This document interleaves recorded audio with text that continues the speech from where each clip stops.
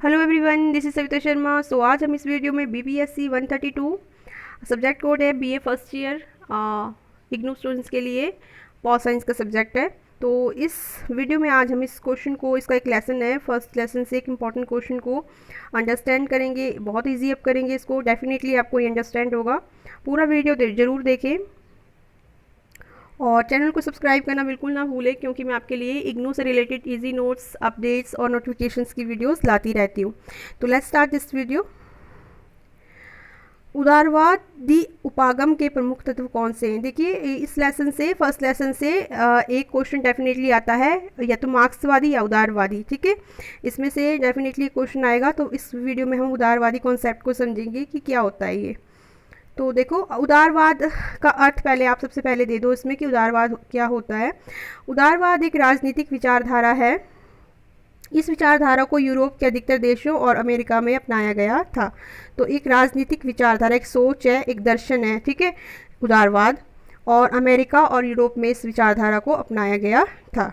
इस व्यवस्था के अंतर्गत सभी वस्तुओं का उत्पादन निजी क्षेत्र में किया जाता है। निजी क्षेत्र में मतलब प्राइवेटाइजेशन, इसका मतलब इसमें सरकार का हस्तक्षेप कम माना जाता है इस विचारधारा में।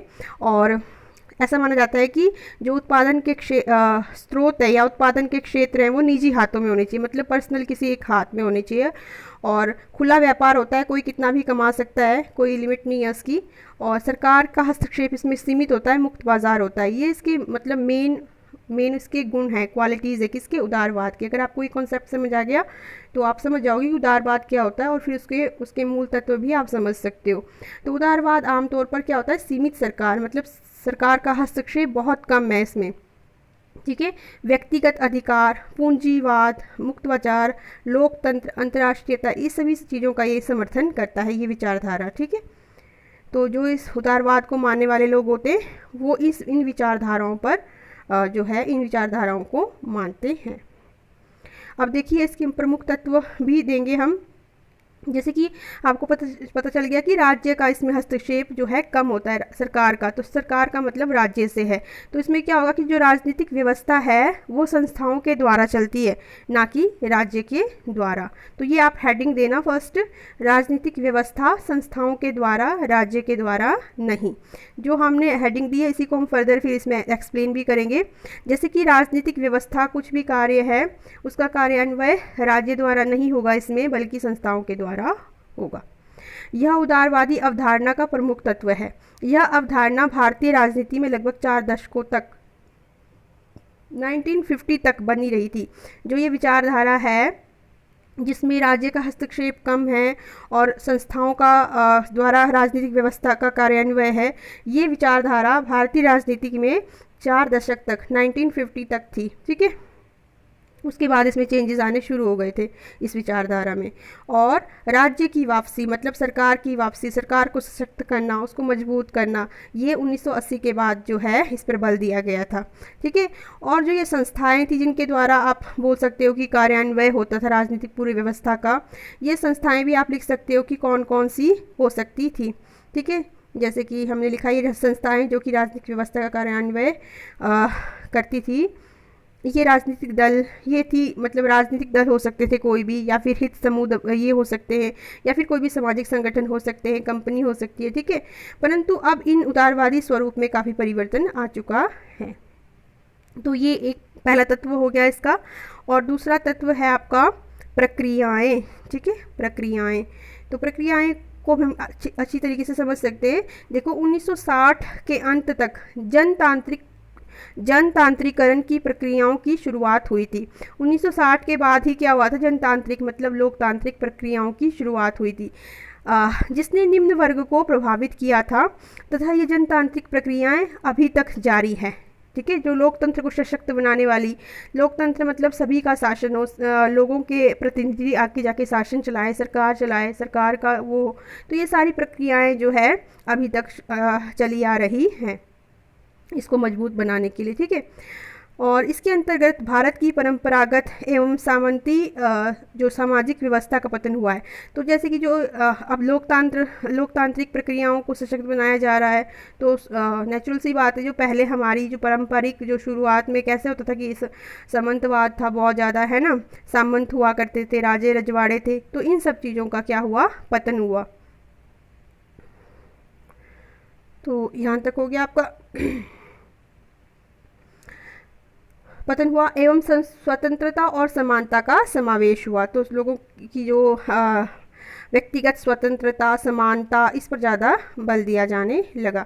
इसके अतिरिक्त 1980 में विभिन्न राजनीतिक आंदोलनों, सामाजिक संस्थाओं का उदय हुआ और बहुसंस्कृतिवाद ने देश की लोकतंत्रवाद व्यवस्था को और भी मजबूत किया और सुदृढ़ता प्रदान की। तो जो ये प्रक्रियाएं चलाई गई ना, ठीक है, ये प्रक्रियाओं के द्वारा इसमें काफ़ी बदलाव आया उदारवाद के स्वरूप में, और जो है इससे लोकतांत्रिक जो विचारधारा है वो काफ़ी सुदृढ़ हुई। ठीक है, मूल्य। अब तीसरा इसका तत्व है मूल्य। उदारवादी अवधारणा का तीसरा प्रमुख तत्व मूल्य है। मूल्य से यहाँ पर, अब मूल्य का मतलब क्या है कि अगर मूल्य को आपने समझना है तो यहाँ पर दिया है कि मूल्य से अभिप्राय क्या है कि स्वतंत्रता, मानवाधिकार और समानता। मूल्य का मतलब क्या है, स्वतंत्रता, मानवाधिकार और समानता, मतलब व्यक्तिगत स्वतंत्रता आदमी की, मानवाधिकार जो भी है, और समानता, ये है मूल्य। तो ये तीसरा तत्व है इसका। उदारवादी विचारधारा यह मानता है कि राज्य का यह कर्तव्य है कि वह कमजोर वर्गों, जातिवादी समूहों और अनुसूचित जातियों व जनजातियों तथा अल्पसंख्यकों को सुरक्षा प्रदान करे। तो उदारवाद ये मानता है कि राज्य का ये कर्तव्य है, ठीक है, कि वो कमज़ोर वर्ग है या फिर जो भी अनुसूचित या फिर जनजाति है या फिर अल्पसंख्यक है, उनको क्या करे, सुरक्षा दे। उदारवादी अवधारणा मूल रूप से व्यक्तिगत अधिकारों का तथा स्वतंत्रता का पक्षधर होते हुए भी सामूहिक सुरक्षा जैसे कि भाषा, संस्कृति आदि की भी वकालत करता है। मतलब मूल रूप से तो वो है कि व्यक्तिगत स्वतंत्रता पर ज़्यादा बल देता है, एक व्यक्ति की स्वतंत्रता पर सामूहिक स्वतंत्रता को भी मानता है। ठीक है, जैसे कि कोई समूह है, संस्कृति है पर्टिकुलर, उसको भी मानता है। तो ये आप उदारवाद में दे सकते हैं। इसके अलावा निष्कर्ष में आप दे दीजिए कि इस प्रकार हम देखते हैं कि उदारवादी अवधारणा में राजनीतिक व्यवस्था में संस्थाओं को अधिक प्रभावशाली बनाया गया है। ठीक है, तो उदारवादी जो अवधारणा है इसमें क्या होता है, संस्थाएं अधिक प्रभावशाली हैं, ना कि राज्य, तो हम समझ ही गए। ठीक है, और परंतु अब तक इस विचारधाराओं में काफ़ी परिवर्तन, ये सब जो विचारधाराएं थी उदारवाद की, पहले की बातें थी, अब काफ़ी विचारधारा में परिवर्तन आ चुका है। 1970 के पश्चात से उदारवादी अवधारणा में राजनीतिक व्यवस्था की वापसी, ठीक है, अब राज्य की आवश्यकता का प्रयोग किया जाने लगा है।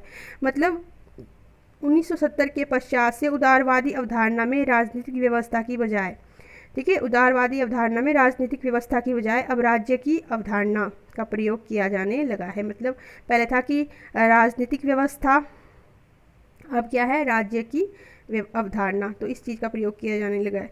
तो आई होप आपको ये क्वेश्चन समझ आया होगा, अच्छे से अंडरस्टैंड हुआ होगा। अगर आपको क्वेश्चन समझ आया तो चैनल को ज़रूर सब्सक्राइब कीजिए, लाइक कीजिए, शेयर कीजिए। Thank you.